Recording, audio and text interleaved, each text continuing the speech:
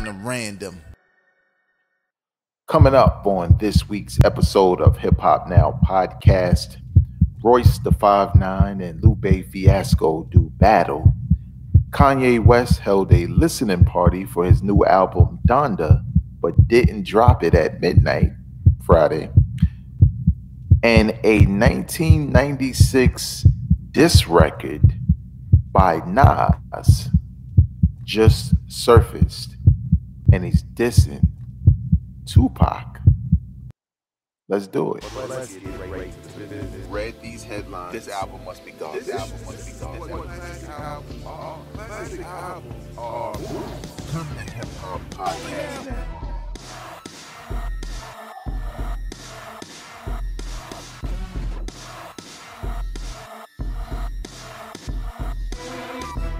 What up, y'all? I am your host, Vegas, and this is Hip Hop Now Podcast, a podcast designed to catch you up on all things hip hop, music, and culture that happen throughout the week. Big shout out to the supporters of this podcast over at patreon.com/hiphopnow. Appreciate you. If you would like to become a producer of this podcast, the link is in the description of this episode. But real quick, we gotta let them know that these are the people who make this podcast possible every week, and we improving and we're gonna do more. So if you would like to see what all this Patreon stuff is about, it's not about giving somebody money to go and do frivolous things. In the case of me and Hip Hop Now podcast, it's about taking your donations of financial support, whether that be monthly or one time, and pouring those resources back into the show. I've taken, like, we've been doing Patreon for a while now, so I've taken what's been given to me generously by listeners like you, and I've purchased equipment. I've put it into advertisement on social media, and I've seen a return on a lot of that stuff. Hold up. You got to turn your Apple Watch off, dog. Like, you can't be unprofessional. Boom. Turn this walkie-talkie feature that no one ever uses off. But if you would like to know what that is all about, there are different tiers. It's not pay rent money. It's not even cable. If you still get cable, it's barely a Netflix fee. You can come in at the $2 level and support the show.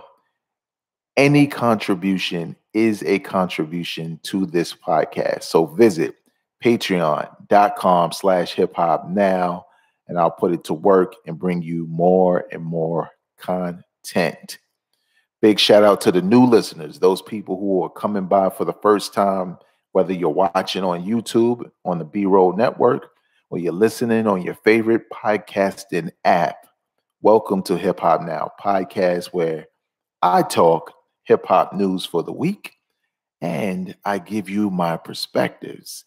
And we have a somewhat action-packed show in regards to the headlines, because real quick, the disclaimer is hip hop can be slow sometimes with the news, or news can get old really quick in hip hop nowadays, because there's always something happening. There's always something happening online.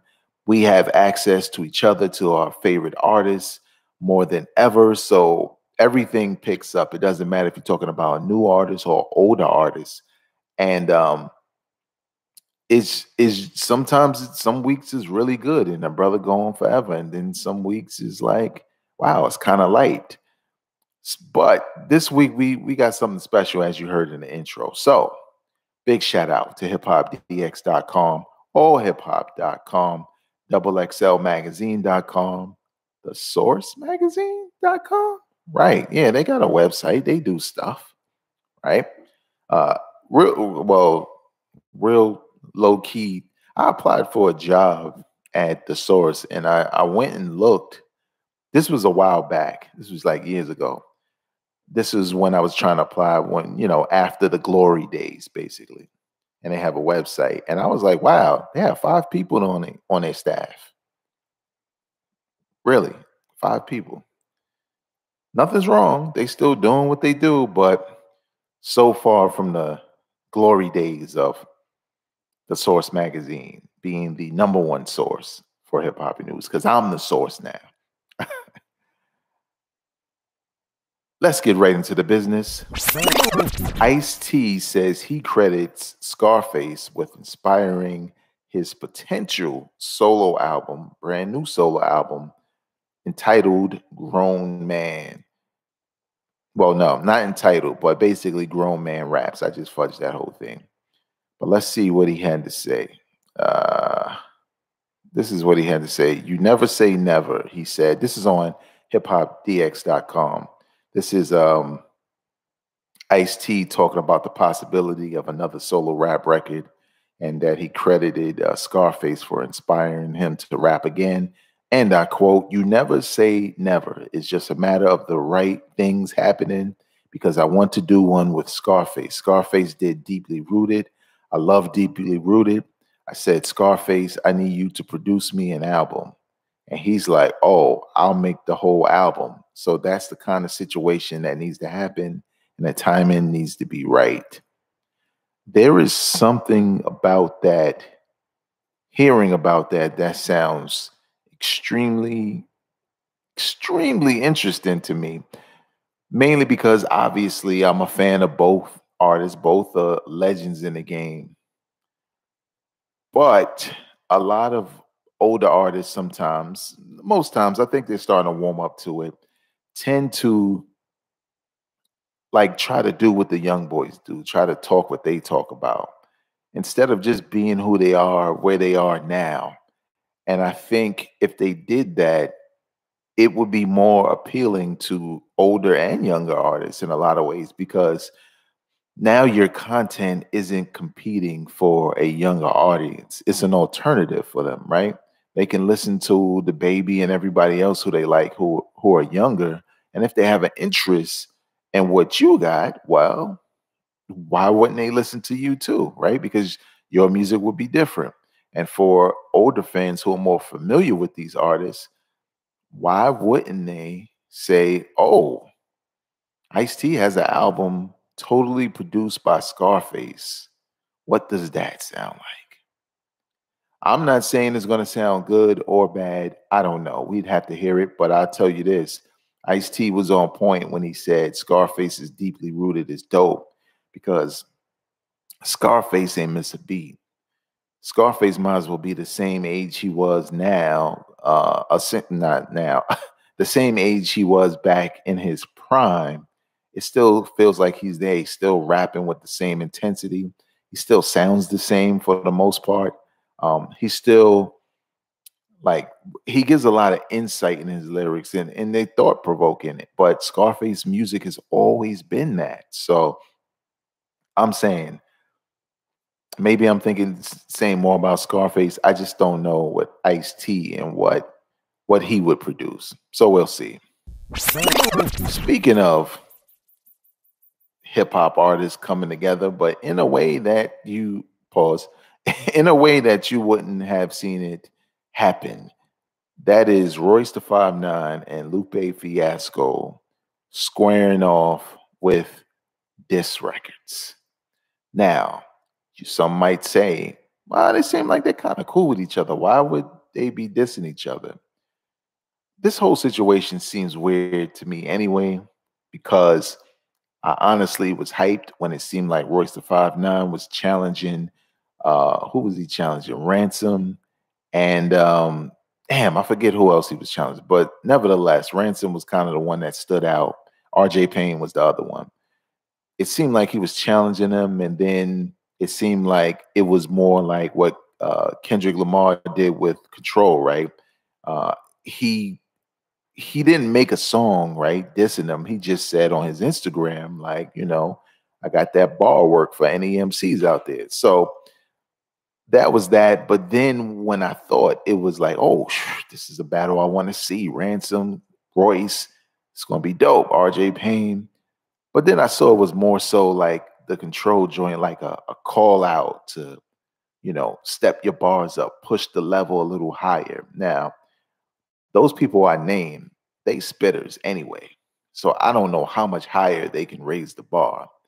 But I remember when the Instagram popped off originally, when Royce the 5'9" said what he said, and he went live on Instagram, Lupe Fiasco was in the room, and I was like, what is he doing there? Because this dude is Mr. Big Cat when it comes to people not talking to you, but you want to be included and you want people to pay attention to you. So I didn't pay no mind because they seem buddy, but here we are. We have Royce 5'9" put out a record, a 6-minute record, which initially I was kind of like, I don't know if I want to listen to it. It's called Silence of the Libido. I think that's what it's called. And it's about 6 minutes long, and it's basically a very layered, because that's the magic word that everyone's using, referring to this diss record, a very layered diss record, right? You really got to listen to what he's saying. You really got to put the bars together to get everything. It's not straightforward. It's probably the most technical diss record I've ever heard in my life, honestly, right? Because it doesn't, when you hit play, it's like, is he dissing him? But oh, he said food and liquor, but I don't know. I don't get it. Right? To me, it was more like battle rap bars, but really layered and deep. Now, there's some people just gonna say it's trash because that's not what diss records are. You go at them. Well, Royce put out his record, so naturally, Lupe put out his record, and his record was entitled Steve Jobs. And this was a more of a straightforward traditional diss record. And let's go over some bars. Well, let's go over some of Royce's bars so you can get a sense of what it is. This is on hiphoplately.com. Shout out to them. And I quote, I'm going to keep it clean, though. I'm going to keep it clean. Your flow is redundant. I'll separate your body from your soul. Now your body is cold, spiraling out of control. Now you're over there. Body odor is, what is it? Poignant? Pungent? I don't know how to pronounce that. For coming out of your body over assumptions. Look at all this passive aggressive. I can't say this word, but I'm going to say it anyway. Pussy in. All the past neglectful positions these pussies put me in, we, them cool N-words, bring in food, liquor, and fullies in. Now, the scientists of rap are like, whoo, you heard what he said? Here's some bars from Lupe Fiasco's diss record, his response to Royce the 5'9". Listening to your track record, I can see you were skipping classics. I did it on my first one and delivered to the masses. Your songs are immemorable. Your verses are impenetrable. I ain't even listened to that diss record. I only fuck with you because your interviews. I ain't even tripped when you called me a bitch. I was like, look at Salem calling me a witch. Lupe came through on that one, right? But again, it's more of a layered diss record versus a traditional diss record. It's not what you expect. It's probably already old news to most hip hop fans who, just kind of don't pay attention and just like, all right, that was cool. Bye-bye. I'm out. Who do you think won this first round between Lupe Fiasco and Royce the 5'9"? I tell you this much. Royce is not done.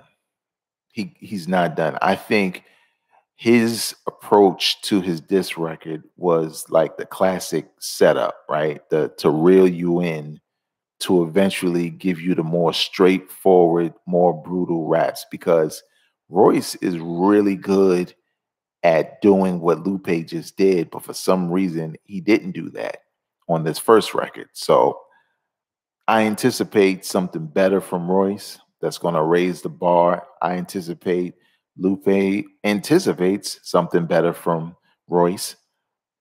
So we'll see. But honestly, it's it's a situation to me that's kind of it got old real quick for me, right? Like even on social media, like paying attention to the timeline and seeing what people are saying. It was really discussed for a brief moment, and then it really wasn't news. And I think the only way they could have kept that momentum, and they still can in some ways, is if somebody dropped, again, dropped another record. So we'll see. Cassidy accused Tory Lanez of stealing his flow and says he has video evidence. Wow. And he posted this on Instagram. I'm Tory Lanez' favorite rapper. Ain't no denying that. Show me the respect I deserve. Y'all know what Cassidy doing. Cassidy and Lupe Fiasco have a lot in common. Actually, I wouldn't mind seeing that battle. If we keeping it a buck, that's one battle I wouldn't mind seeing. But Cassidy and Lupe have a lot in common. They seem to be really thirsty to mix it up. Now, at least in Cassidy's case, he went to the battle rap scene, so he kind of fulfills that a little bit. I'm pretty sure he would love a more high profile battle. Tory Lanez would probably be that. Um, Cassidy would smoke Tory Lanez in a battle. Don't get it twisted. But Lupe was the same way because he forever took shots at Kendrick when Kendrick was barely talking to him, if he was talking to him at all. And I've said in the past on the show that I think it was out of jealousy, to be honest. I think he was jealous that Kendrick Lamar was reaching a height in his career that Lupe didn't. Lupe had his run, but Kendrick Lamar was doing it, spitting the kind of content that, for Lupe at least, caused his fame to go down a little bit. Whereas with Kendrick, people clamor for it, right? And he's not lying. They're literally, in some ways, doing the same things. It's just that we like Kendrick, right? There's nothing wrong with that. And look, Lupe Fiasco, without a doubt, is one of the dopest rappers ever to come out. He's got a couple of dope albums. I don't know if I could call any of them a classic. I know for some people it's like personal classics. I really like Food and Liquor when it dropped. I played that a lot. I was so on the Cool, but I still liked it. I know a lot of people love it.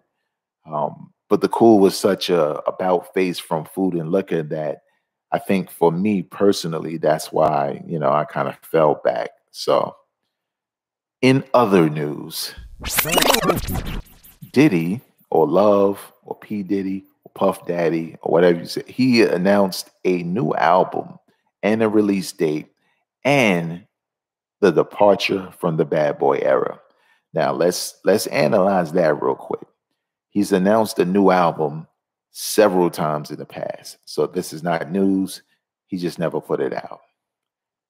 Release date is different. We didn't have a release date before.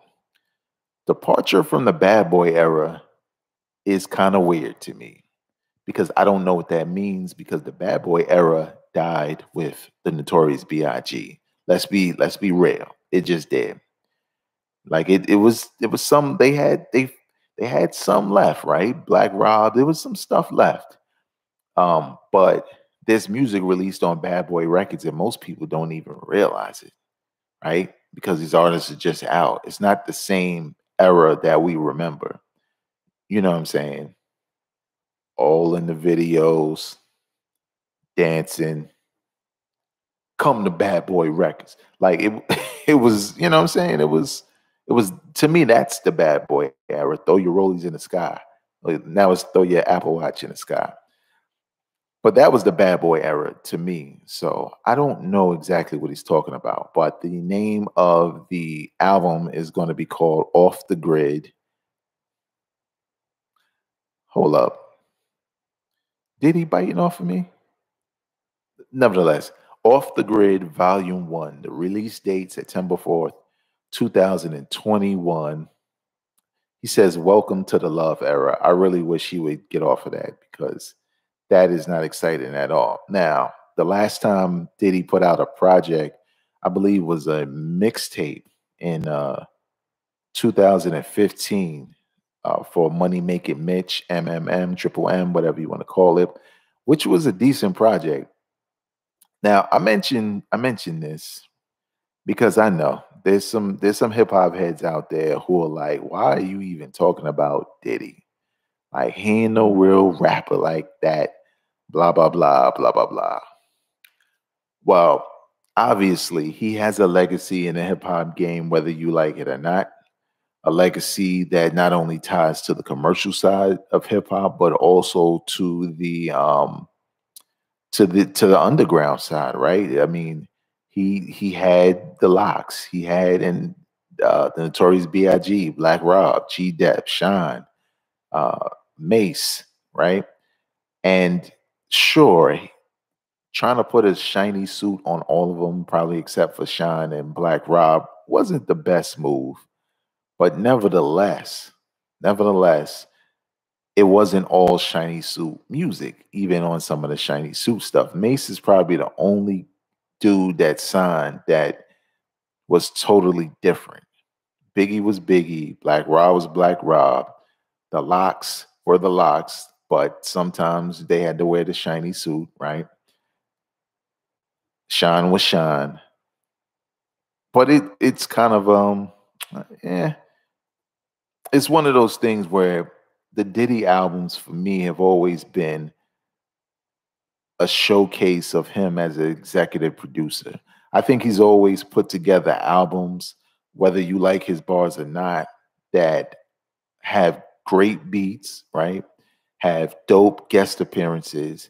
And one thing Diddy is good at is maximizing talent, getting the best out of talent.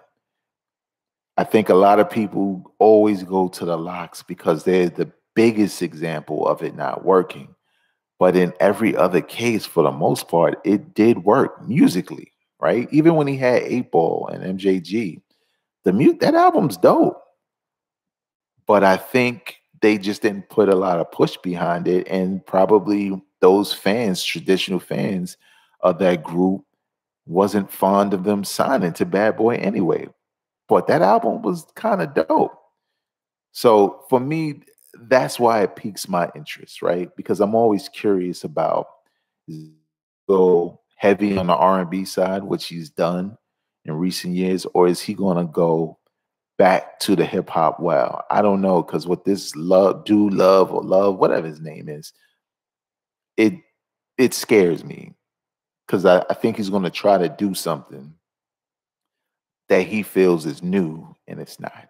Put it this way: if you like DJ Khaled albums, Puff was that before DJ Khaled. That's all his albums are, compilations. In other news, so a old freestyle entitled, about 25 years old, 1996, a freestyle from Nas called Real in Words, because this is a family podcast, you know what it is, was released, right? We never heard this Nas before. But the key is it's a Nas dissing Tupac. Someone leaked it. It's about 25 years old. Nas hasn't said anything about it. Obviously, I'm going to leave the link to this in the description of this episode so you can check it out after you listen to the podcast.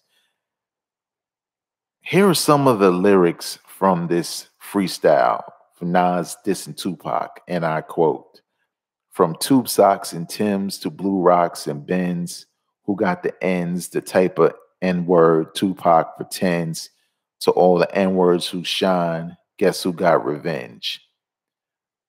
Let's see what else we got here. All right, there's no more bars here, but they did put up one Tupac dissed. Hold up. Yeah, when Tupac dissed Nas.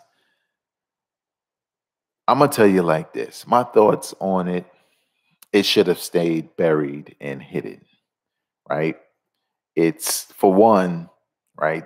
We just learned that Tupac and Nas basically pieced it out, right? When they was in a park that one time and Death Row versus Queensbridge and all that, blah, blah, blah, and it was about to go down, that supposedly they pieced it out. And Tupac told Nas, when I get back to the studio, I had dissed you on a record, but when I get back to the studio, I'm going to delete all of that. But Tupac wound up passing away or was murdered, basically. So we know Nas made this diss record or freestyle in 1996. We don't know if he made it after he heard there was a diss record. We don't know if he made it just because of the static that existed. But I tell you this much, it also needs to remain buried because it's not really good. I think people, when they think about Nas making a diss record, what do you go straight to? You go to Ether. Like even on Hip Hop DX's website, the headline says Nas spews ether bars at Tupac on unreleased track with fake Thug No Love sample. It is not ether. It's not even close. It's not even a Stillmatic freestyle. Not even close. Now, it's dope to hear, right? Because it's a small snapshot, like a time capsule type thing from a time where Tupac was dissing everybody, and you were like, damn, we ain't had nothing from Biggie. We ain't had nothing directly from like Jay-Z. We ain't had nothing from Nas, but Tupac dissing all of them. The only person or people who responded that we remember was Mobb Deep, Prodigy in particular. So to me, it's cool for historical purposes, but I'm pretty sure the flame wars on social media went up of who's better, who did what, whose diss was better, blah, blah, blah. But I think if somebody felt compelled, whether it's because Tupac had passed away and they wanted to bury that record, or they didn't feel it was that strong, but it still existed, I think I look at it as just a snapshot in time. For me, it's cool because I lived that time, and to see that there was a diss record that never saw the light of day, and now here it is, that's pretty cool. You know what I'm saying? And again, you listen to it, and it's literally taking you back to 1996, that time in hip hop. So, lastly, Kanye West held a listening party for his brand new album entitled Donda, after his mother, and it was supposed to drop this Friday. If you're from the future, you already got it. You listened to it 12 times. Get your ass out of here, okay? But for us who are stuck here in the past, the album didn't come out. Now, obviously, what happens? I go to Twitter, I hit Donda in the search bar, and there's nothing but people saying, where is it? Why isn't it out? Where is it? Why isn't it out? Is it on Tidal? Is it on Apple Music? Is it on Spotify? Where is it? How many times are we going to go over this? Kanye West has literally been doing this probably since the Yeezus album, where now, most famously, right, since what's the Van Gogh or Life of Pablo? Van Gogh is the other album. But remember Life of Pablo? Like, that was supposed to come out so many times and it didn't. You was hearing songs. Then when it came out, it kept changing it while it was out. It's obviously a strategy in some ways. It's obviously a beta test in some ways, right?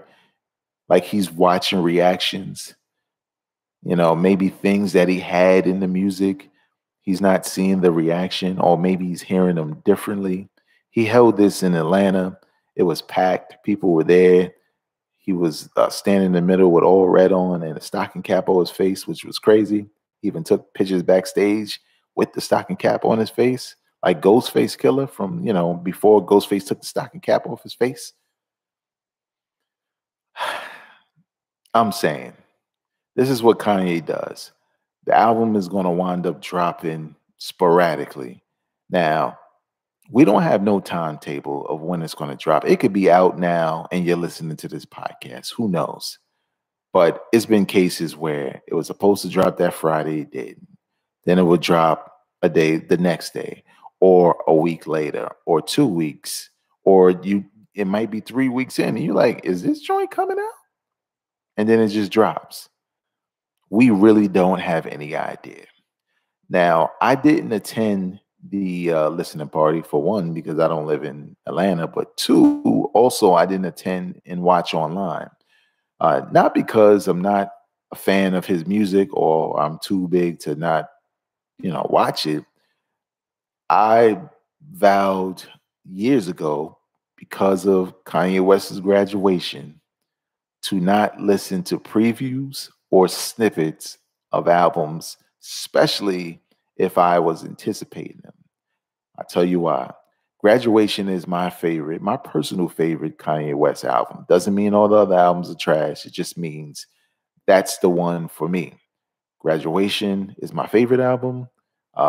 My Beautiful Dark Twisted Fantasy is probably his best album. And the one that most people like is, I was going to say Restoration, Late Registration, which was the second album. That album is pretty dope. But Graduation is my favorite. But I remember when Graduation was coming out, and that's when they used to put out just snippets of albums. Like it was literally like the whole album, but a snippet. And the snippet was like really short. I think it was like 15 seconds or something crazy. And I remember only hearing 15 seconds. I was like, I don't know if I like this, because this kind of sounded all over the place. We coming off a Late Registration. And it kind of made me almost not look forward to it until I listened to it. And I was like, man, this album's dope. I was like, man, I can't listen to snippets anymore because I'm not getting a true sense for what this album really is when I listen to previews and snippets. Now, fast forward to 2021, that's not necessarily the case. You're getting a little bit more than 15 seconds for one, and you can kind of soak in the records. But now I'm at the point where I'm more patient than I used to be as a hip hop fan, so I can wait.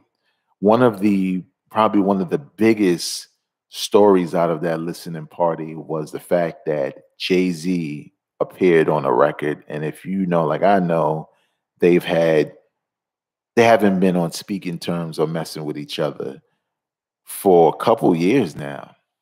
And when people heard Jay-Z on the track, all they could say to themselves was, "Watch the Throne 2." Even Jay-Z mentioned the possibility of there being a sequel to Jay-Z and Kanye West's Watch the Throne. I personally like most of Watch the Throne, and I feel like it still holds up as an album, but I listened to the album a couple of times in recent months, and I still skip a lot on there. And then there's some records I truly love. But we'll see. We'll see what happens with Donda.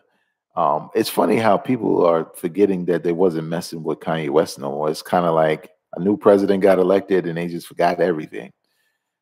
But nevertheless, look forward to a review from me. That'll probably be the next album I review on the podcast. So subscribe here. That's going to do it for me for this week. You can follow me on Twitter and Instagram and Clubhouse and TikTok at Vegas World INC. If you would like to join the Patreon squad and become a producer of this podcast by supporting this podcast at low levels or high levels, depending on what kind of bag you got, visit patreon.com/hiphop now. And please know, subscribing to this podcast can be done wherever you listen to podcasts. All you have to do is type in the search bar, Hip Hop Now Podcast. You'll see my logo. Hit the subscribe button and stay locked in to weekly hip hop news and perspectives. Until next time, y'all, I am not a critic. I'm a fan. Peace. Drop it on the random.